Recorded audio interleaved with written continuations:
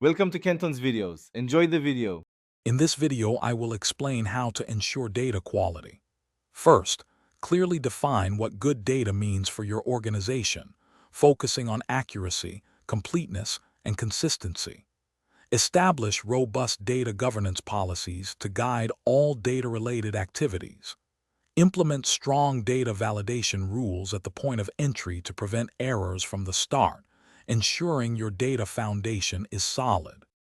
To maintain high data quality, proactive measures are key. Regularly cleanse your data to remove duplicates and inaccuracies, ensuring it remains reliable. Standardize data formats across all systems for consistency, which helps prevent discrepancies.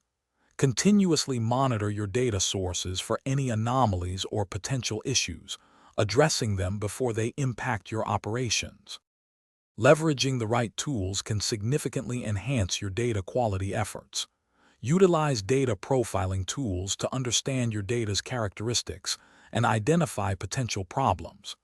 Employ master data management to create a single, trusted view of critical business data. Automate data quality checks within your workflows to catch errors instantly, saving time and resources. Ensuring data quality is an ongoing process, not a one-time task. Conduct regular data audits to assess performance against your defined quality metrics.